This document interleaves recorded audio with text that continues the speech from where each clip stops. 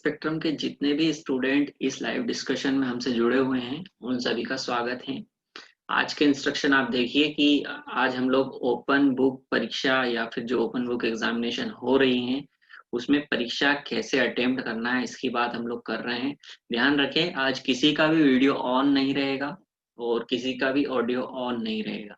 सारे स्टूडेंट्स अपने ऑडियो और वीडियो आज ऑफ कर लें। ठीक है, आज हम बहुत इंपॉर्टेंट टॉपिक के ऊपर बात करने वाले हैं। अगर आपको कोई क्यूरी हो तो आप हमारे जो चैट बॉक्स है उसके अंदर अपने क्यूरी लिख देना। और जो स्टूडेंट नहीं देख पा रहे हैं वो ये वीडियो हमारे फी स्पेक्ट्रम चैनल के ऊपर उपलब्ध रहेगा, तो आप बाद में देख लेना। ठीक है, हम शुरू करते हैं। और बेटर स्ट्रीमिंग के लिए मैं आज मेरा वीडियो भी ऑफ रख रहा हूँ। ठीक है, आप केवल मेरी आवाज सुन पाए। देखिए, आप आप सब लोगों को पता है कि ओपन बुक परीक्षा क्या है, यूनिवर्सिटी में कैसे देना है, उसके लिए फॉर्मेलिटीज क्या क्या करना है, ये आप लोगों को पता है। ठीक है, लेकिन आज हम सिर्फ इस पे बात करेंगे कि आपको जो ये ओपन बुक परीक्षा हो रही है इसमें अपने उत्तर कैसे लिखना है। ठीक है, तो आज के हमारे पॉइंट है, सिर्फ 3 पॉइंट के ऊपर बात करेंगे। नंबर 1 मिथ, कि इसमें आपकी जो अवधारणा है, लोगों की गलत भ्रांतियां हैं वो क्या है। दूसरी, सावधानी क्या रखना है हमको, सावधानियां। तीसरा, उत्तर कैसे लिखें। और चौथा, रेफरेंस कैसे लिखें। ठीक है, चारों बातें बहुत इंपॉर्टेंट है, इन पर ध्यान रखिएगा। ठीक है, शुरू करते हैं। देखिए, कई बच्चों के मन में भ्रांतियां हैं कि ये हम किसी भी पुराने नोट से लिख देंगे तो हमारा काम चल जाएगा। नहीं, हम किसी भी प्रकार की गाइड से लिख देंगे हमारा काम चल जाएगा। नहीं, ओपन बुक परीक्षा का अर्थ है आपकी आपके विषय के प्रति या आपके विषय के बारे में आपके कॉन्सेप्ट कितने क्लियर हैं, आपकी समझ कितनी है, इसके आधार पे आपका उत्तर जज किया जाएगा। ठीक है, आप जब नॉर्मल परीक्षा देते थे उसकी बात अलग थी, लेकिन ये वाली परीक्षा का आपको उत्तर लिखने का तरीका बदलना पड़ेगा। ठीक है, हम एक उदाहरण भी लेंगे। उदाहरण के पहले हम लोग बात करने वाले हैं फॉर्मेलिटीज की। ठीक है, आपको आप सभी को इस तरह का एक फ्रंट पेज मिला होगा। तो इस तरह के फ्रंट पेज को आप A4 साइज के पेज पर प्रिंट करवा लीजिएगा।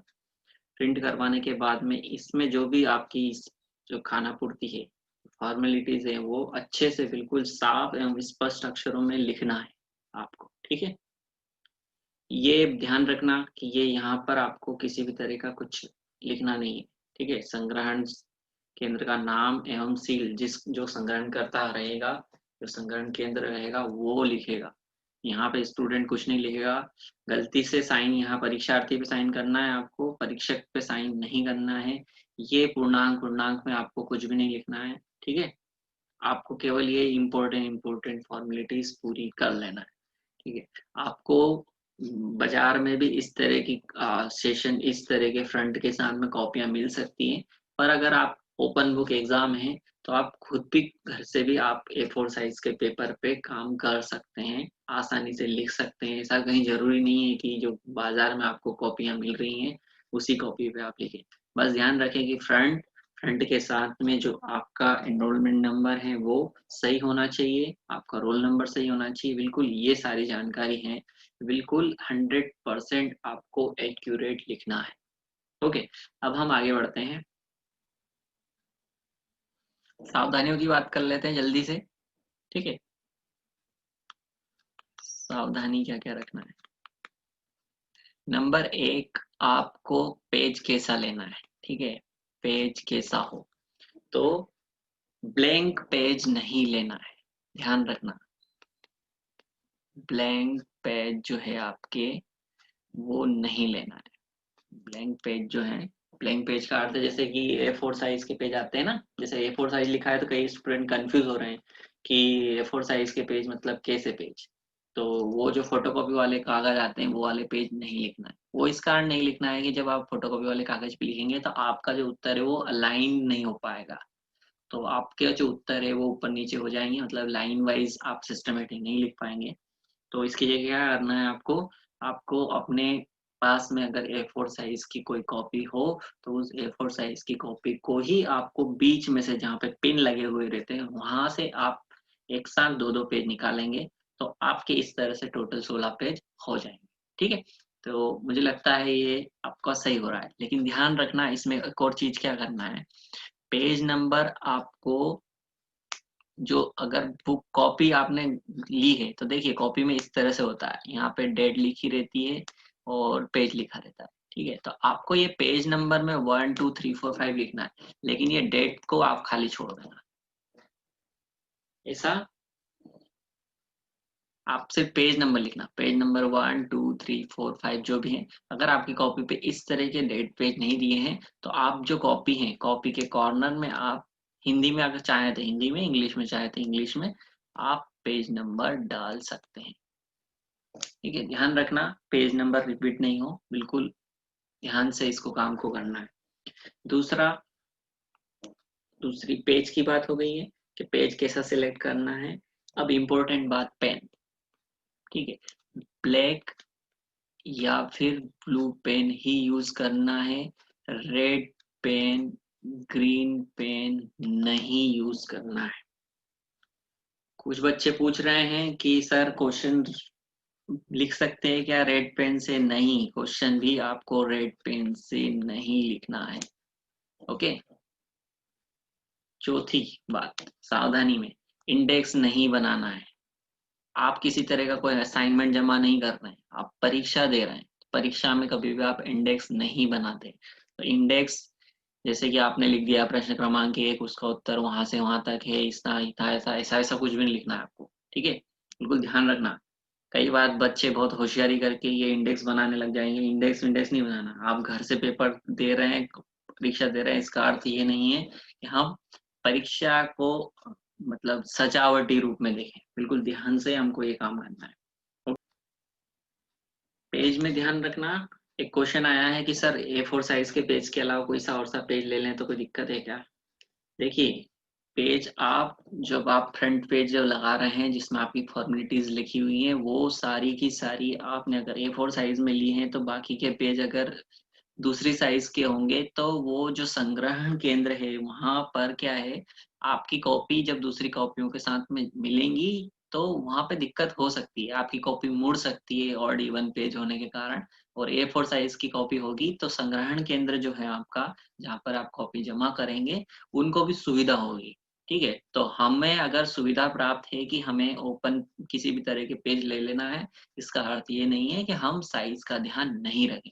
तो साइज में आप बिल्कुल ध्यान रखिएगा, A4 साइज के पेज को वॉइड नहीं होना चाहिए, A4 साइज का पेज ही होना चाहिए। ओके, ठीक है। और पांचवी बात इम्पोर्टेंट है, बहुत जरूरी है, बिल्कुल ध्यान से सुन लेना कि गाइड 2020 या फिर नोट्स में से उत्तर नहीं लिखना है, बुक में से आपको उत्तर लिखना है। ठीक है, बुक में से उत्तर कैसे लिखना है ये अपन जस्ट बात करने वाले हैं, लेकिन गाइड में से नहीं लिखना है। क्यों? क्योंकि गाइड में जो उत्तर दिया है, अगर आपका या 2020 जो एग्जाम कोई अगर आपके पास गाइड वगैरह है या नोट्स हैं तो उसमें जो आपका उत्तर दिया गया है वो उत्तर उसी गाइड में जो दिया गया प्रश्न है उसके आधार पे आपको दिया गया है। ठीक है, और आपका जो प्रश्न आया है जिसमें आपको ओपन बुक एग्जाम देना है उसका रूपरेखा अलग है, उस क्वेश्चन का मतलब उस क्वेश्चन का फॉर्मेट अलग है। तो आपको ध्यान रखना है, मार्क्स के हिसाब से लिखना है। ओके, तो ध्यान रखना बुक में से लिखना है। मैं चैट बॉक्स पढ़ रहा हूँ, इसमें एक क्वेश्चन आया है कि सर कितनी बुक में से लिख सकते हैं? आपकी इच्छा हो आप उतनी बुक यूज कर सकते हो, लेकिन ध्यान रखना उस बुक का रेफरेंस देना जरूरी है। हम लास्ट में देखेंगे बुक में का रेफरेंस कैसे देते हैं।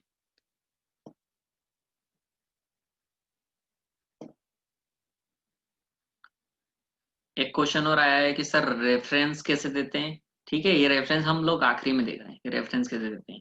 और बुक बुक का नाम क्यों लिखना जरूरी है? अच्छा, देखिए बुक का नाम लिखना इसलिए जरूरी है कि ओपन बुक एग्जाम में का अर्थ है कि आपने किसी भी तरह की रेफरेंस बुक जिनको हम बोलते हैं वो बुक का आपने अध्ययन किया है और आपने उस बुक में से आपकी समझ के अनुसार दिए गए प्रश्न का बेस्ट सूटेबल आंसर क्या होना चाहिए, वो आपने लिखा है। ठीक है? तो ये ध्यान रखिएगा कि बुक में से ही लिखना है। रेफरेंस में गाइड का, 20 का, नोट्स का किसी तरह का कोई रेफरेंस नहीं देना है। ध्यान रखना, किसी भी तरह के एक्स्ट्रा नोट्स आपको कॉपी में नहीं बनाना है। एक्स्ट्रा नोट्स का मतलब है कई बार बच्चे कॉपी के पेज खत्म होने के बाद में कुछ लिख देते हैं या फिर शुरू होने के पहले कुछ लिख देते हैं। तो इस तरह का आपको एक्स्ट्रा कलाकारी करने की कोई ज़रूरत नहीं है। देखिए, आपका प्रश्न जितना सिंपल सोबर तरीके से उत्तर पेश होगा, उतने अच्छे आपको मार्क्स आएँगे। ओपन बुक एग्ज़ाम का मतलब ये नहीं है कि आपने प्रश्न का उत्तर लिख दिया है और आपको पूरे के पूरे मार्क्स मिलेंगे। तो बिल्कुल ध्यान रखिएगा, हमारा उत्तर बिल्कुल सिस्टमैटिक तरीके से होना चाहिए।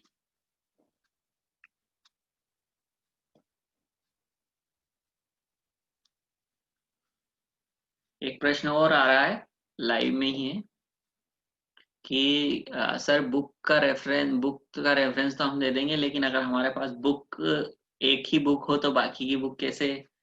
तो बाकी की बुक आप इंटरनेट से डाउनलोड कर सकते हैं बुक्स, ठीक है? लेकिन वो बुक में आपका सिस्टमैटिक 100% सही बुक होना चाहिए। सही बुक का मतलब है कि उसका पब्लिशर होना चाहिए, उसका एक राइटर होना चाहिए और मतलब ऑथेंटिकेट बुक होना चाहिए, ठीक है? गाइड नहीं होना चाहिए।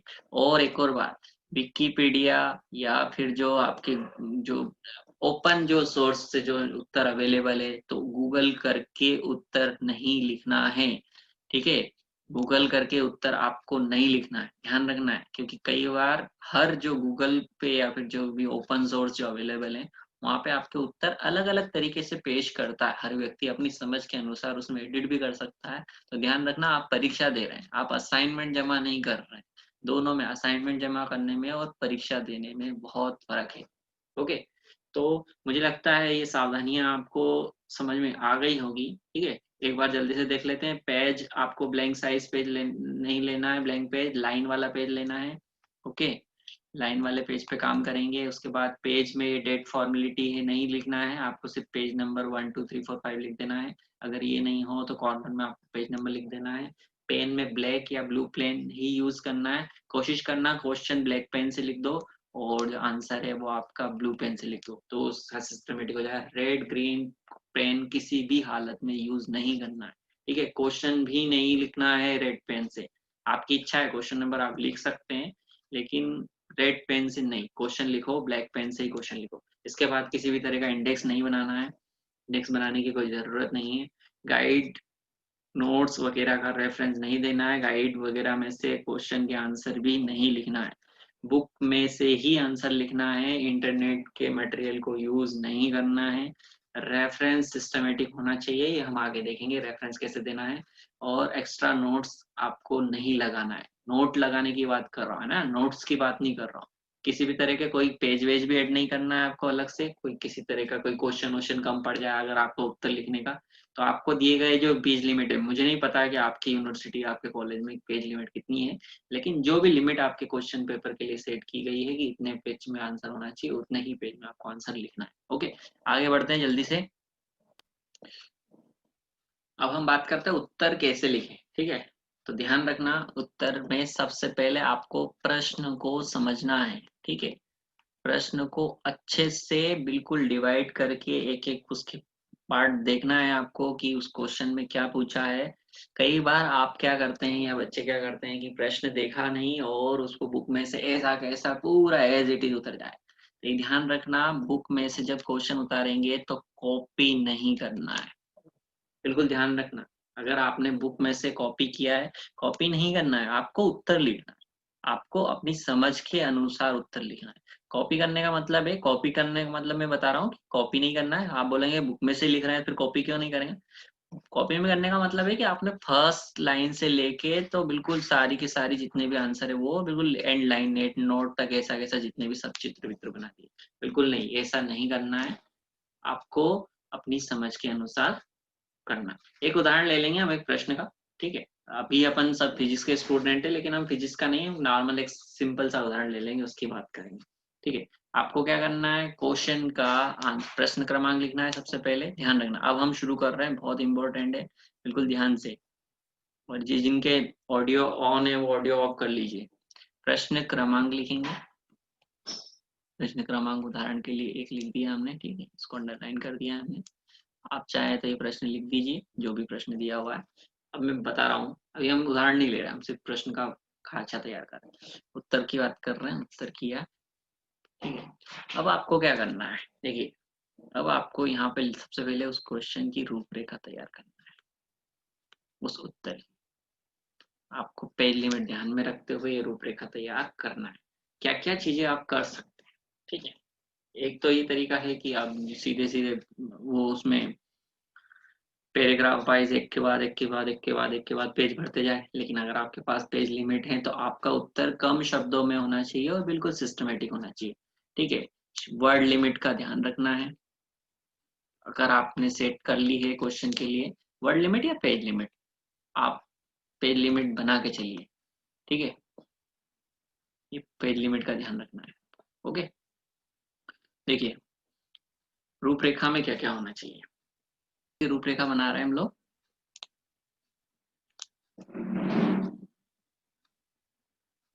सबसे पहले आपको लिखना है प्रस्तावना। ठीक है, प्रस्तावना में बिल्कुल आप जो भी सारांश जैसा है उस उत्तर का, उसके बारे में बिल्कुल आप लिख दीजिए। नंबर 2, आप क्या लिख सकते हैं, आपको अगर अर्थ पूछा है तो अर्थ लिख सकते हैं, परिभाषा पूछिए तो परिभाषा लिखिए, है ना, ऐसे पॉइंट बनाते हुए लिखना है। ठीक है, या फिर आपको नंबर 3, अगर प्रकार पूछे तो प्रकार लिखना है। ठीक है, प्रकार लिखने का कुछ तरीका ये भी है कि आप प्रकार लिखने के लिए आप लोग फ्लो चार्ट का यूज कर सकते हैं। ठीक है, फ्लो चार्ट का उपयोग कर सकते हैं। जैसे उदाहरण के लिए लिखा हुआ है एक कॉन्सेप्ट है या एक कोई चीज है, उसके 3 प्रकार है, नंबर 1, नंबर 2, नंबर 3। ठीक है, तो आपका क्या होगा, आपका पेज भी बचेगा। आप अगर ये 3 लाइन एक के बाद एक के बाद लिखेंगे तो ये 3 से 4 लाइन 5 लाइन खर्च हो सकती है। उसकी जगह आपका क्या होगा, यहाँ पे इसका आप चाहें तो अगर इसका शॉर्टेस्ट आंसर अगर आप लिख रहे हैं तो आप यहीं की यहीं इसका अर्थ भी लिख सकते हैं, है ना। जो भी आपसे पूछा गया है उनका मीनिंग आप इनके जस्ट सामने एरो करते हुए फ्लो चार्ट में फॉर्म में लिख सकते हैं। ये बहुत अच्छा तरीका है आपके उत्तर लिखने का। इसके अलावा आप क्या कर सकते हैं, इसके अलावा आप टेबल बना सकते हैं। टेबल बनाना भी बहुत अच्छा तरीका है। टेबल बना के आप लोग जैसे विशेषताएं लिख रहे हैं, तुलना कर रहे हैं, या फिर हम प्रकार की बात भी कर रहे हैं, तो हम लोग ऐसे लिख सकते हैं ना, 1 लिख दिया, 2 लिख दिया, 3 लिख दिया, मतलब यहाँ पे आप सीरियल नंबर लिख दिए, यहाँ पे एक प्रकार की दूसरे प्रकार की बात कर लें, उनके गुण अवगुण जो भी हैं वो आप लोग इसमें सिस्टमेटिक तरीके से लिख सकते हैं। इससे आपका काम बहुत आसान है। अगर विज्ञान के हैं और अगर आपको विज्ञान के क्वेश्चन दिए हुए हैं और अगर उसमें चित्र आ रहे हैं तो आपको चित्र की भी हेडिंग डालते हुए लिखना है। ठीक है, तो यहाँ पे आपको क्या लिखना है, चित्र लिखना है, चित्र लिखना है, उसके बाद में चित्र बनाना है आपको। और डायग्राम में ध्यान रखना, अगर विज्ञान के विद्यार्थी हैं तो अगर आपको डायग्राम बनाया है तो उस डायग्राम का वर्णन आप चाहें तो अलग से कर सकते हैं, लेकिन सिंस आपके पास पेज लिमिट है तो आपको क्या करना है, उदाहरण के लिए ये एक डायग्राम है, इसके अगर 4 पार्ट हैं, मान लो कि ये पार्ट है, ये पार्ट है, इस पार्ट, मैं सिर्फ उदाहरण ले रहा हूँ। ठीक है, आपको क्या करना है, यहीं की यहीं एरो बनाते हुए इस डायग्राम के आसपास ही उनका वर्णन, मतलब उनके जो अंग है या फिर जो प्रकार, उनके जो टाइप है या जो भी आप चाहें, इस चित्र के अंदर कुछ भी हो सकता है, तो इसके बारे में आपको जो भी लिखना है यहीं लिख सकते हैं आप। इससे क्या होगा, आपका उत्तर जो है वो बिल्कुल सिस्टमेटिक हो जाएगा, आपका पेज भी बचेगा और आपको इससे सुविधा होगी। ओके, नेक्स्ट हम लोग बात कर रहे हैं कि लास्ट की परिभाषाएं हो गई हैं हमारी। ठीक है, प्रस्तावना हो गई, रूपरेखा हो गई, प्रकार हो गए, चित्र हो गए। इसके बाद में आपको आखिरी में, ठीक है, सारांश जरूर लिखना है। सारांश लिखना है या फिर उपसंहार टाइप का आप लिख सकते हैं। ठीक है, उपसंहार लिख सकते हैं या फिर उपयोगिता लिख सकते हैं। जैसे कि अगर अर्थशास्त्र के या इस तरह के विद्यार्थी हैं तो वो बहुत सारे कॉन्सेप्ट आते हैं जिसमें उपयोगिता लिख सकते हैं, या फिर जैसे हमारे साइंस के स्टूडेंट हैं तो फिजिकल सिग्निफिकेंस लिखते हैं। तो हम इस तरह से बिल्कुल हमारे क्वेश्चन का जो बिल्कुल एंड है वो इस तरीके से हम लोगों को करना है। ओके, ध्यान रखना सिस्टमेटिक शुरुआत भी करना है आपको रूपरेखा में, प्रस्तावना में।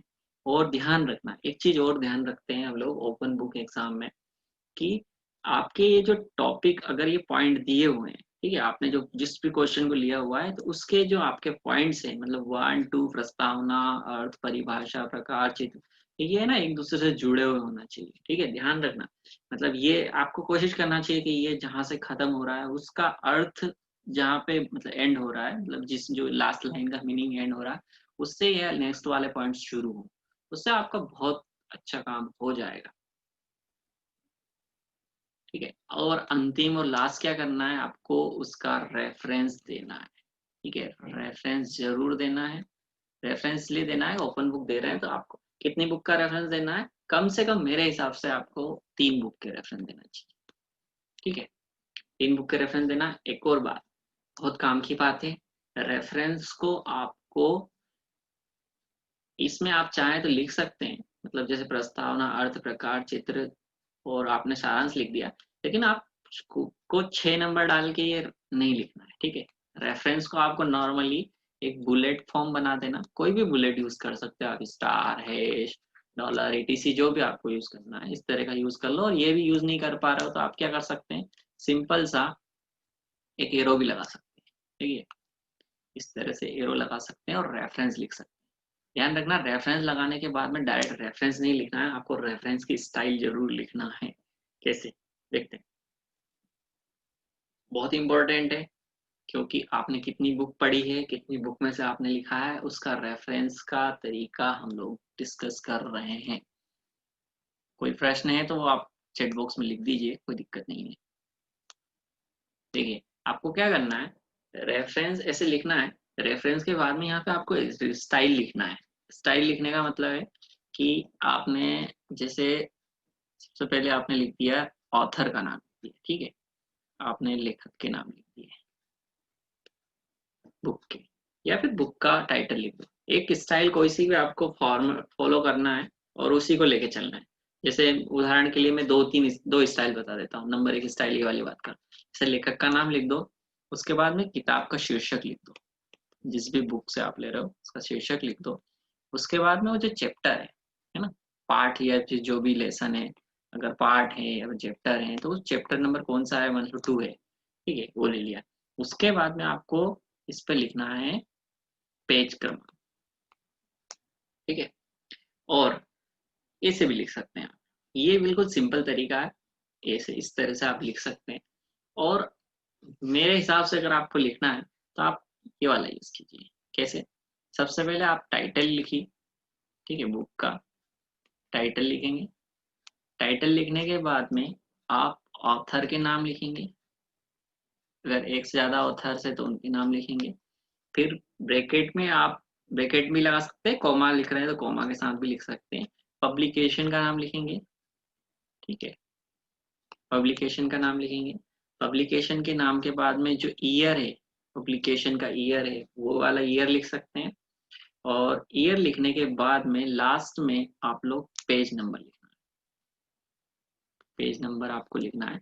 पेज नंबर आपको ऐसे लिखना है कि अगर आपने एक से ज्यादा मतलब एक ही बुक है और अगर अलग अलग पेज यूज किए हैं तो आप वैसे भी लिख सकते हैं। जैसे उदाहरण के लिए आपने 1 से 3 नंबर पेज यूज किया, उसके बाद आपने 7 नंबर पेज यूज किया, उसके बाद 8 नंबर पेज किया, ये आप लिख सकते हैं। इससे आपका जो क्वेश्चन का आंसर है, आंसर तो आप लिख चुके हैं, लेकिन जो आपका आपकी जो क्वेश्चन की जो ऑथेंटिसिटी है वो बढ़ जाएगी, है ना, कि आपने वाकई में किसी बुक में से सिस्टमेटिक तरीके से लिखा है। तो ये आप कर सकते हैं, इसमें कोई दिक्कत नहीं है। ये सिंपल सा तरीका बता रहा हूँ मैं, आप अपना भी यूज कर सकते हैं, ऐसा कहीं फिक्स नहीं है। रेफरेंस देने का कोई तरीका आपका फिक्स नहीं है। बहुत सारे बच्चे तो ओपन बुक में रेफरेंस देते भी नहीं है, लेकिन एक्चुअली जब ओपन बुक एग्जाम दे रहे हैं तो हमको रेफरेंस देना चाहिए। ओके, तो हम लोग का डिस्कशन शायद अब हो चुका है। ठीक है, ठीक है, आपके जो प्रश्न थे उन प्रश्नों पर डिस्कशन भी हो चुका है। एक उदाहरण लेने की बात कर रहे थे, ठीक है, उदाहरण ले लेते हैं, क्वेश्चन ले लेते हैं। क्वेश्चन ले लेते हैं हम लोग एक कि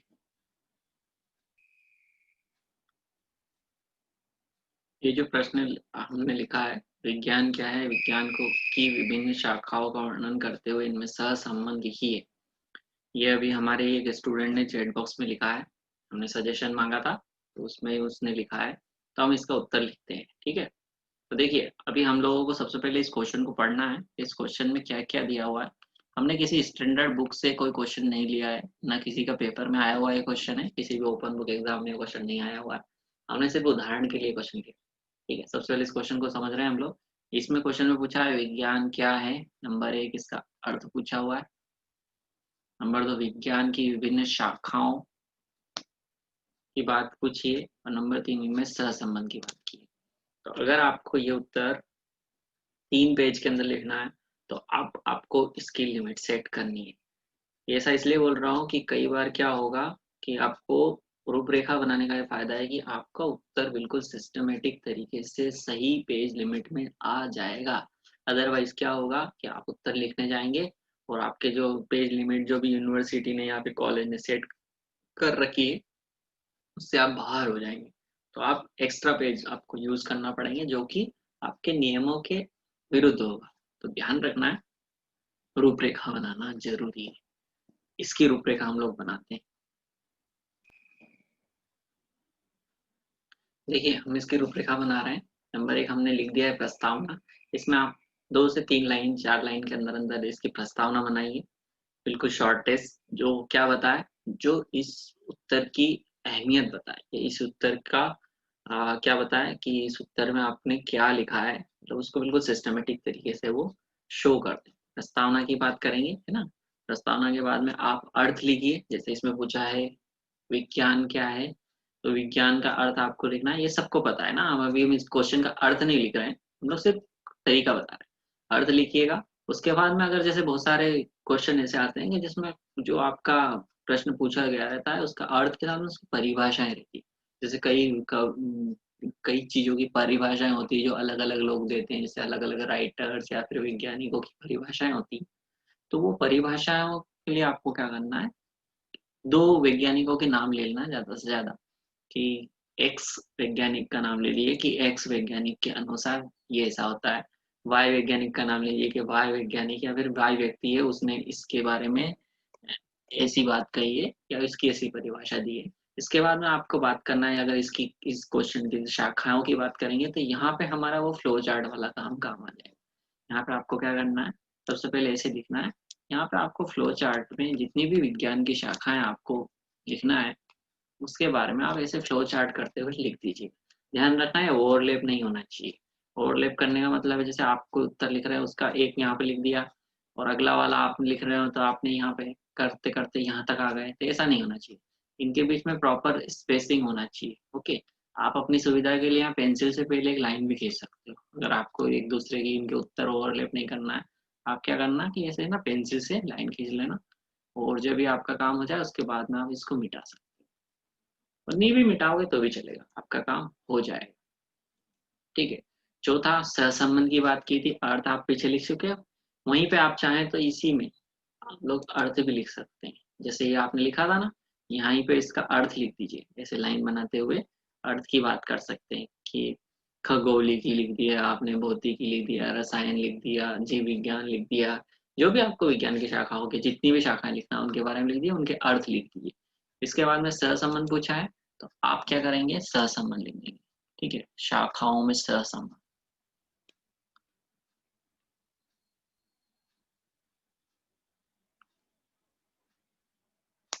एक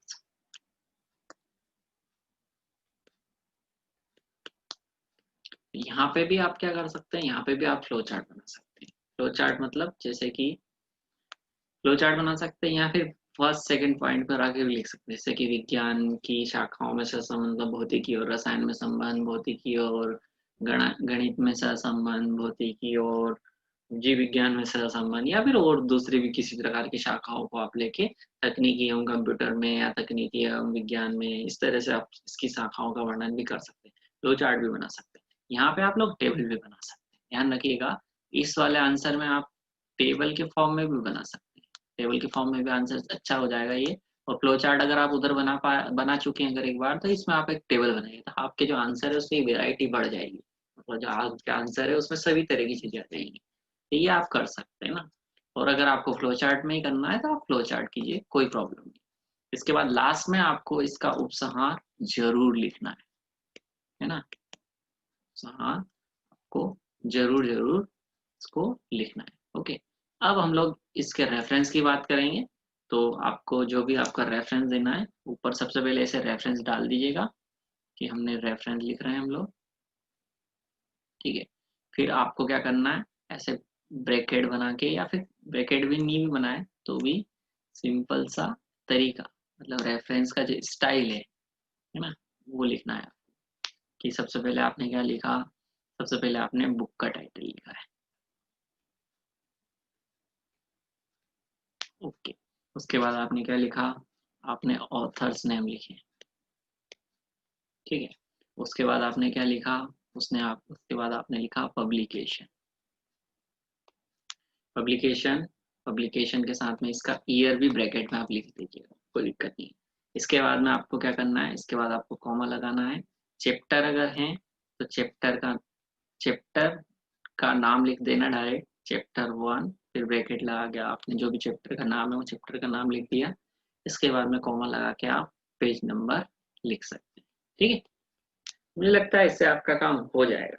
इसके बाद आपको कम से कम 3 बुक के नाम, 1 2 3 बुक के नाम आपको कम से कम लिखना चाहिए।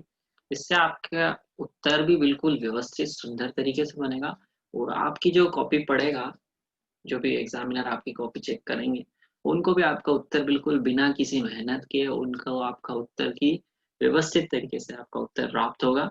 तो इससे आशा करते हैं कि ये तरीके से आपके जो मार्क्स हैं वो अच्छे आएंगे। अभी भी आपके अगर कोई प्रश्न है तो हम लोग ये वाले प्रश्न आगे डिस्कस कर सकते हैं। तो आपने अपने जो प्रश्न है आप हमको फी स्पेक्ट्रम पर भी मेल कर सकते हैं ना। तो आप चाहें तो अपने जो प्रश्न है, अगर फी ओपन बुक से रिलेटेड कोई प्रश्न है तो वो आप फी स्पेक्ट्रम @gmail.com पर मेल कर सकते हैं। हम कोशिश करेंगे कि आपके प्रश्नों का उत्तर दे पाएं।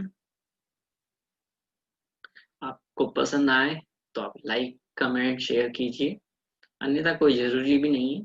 हमारा जो सेशन होते हैं वो हमारे स्टूडेंट्स के लिए होते हैं, हमारे स्टूडेंट्स सीखना बहुत ज़रूरी है।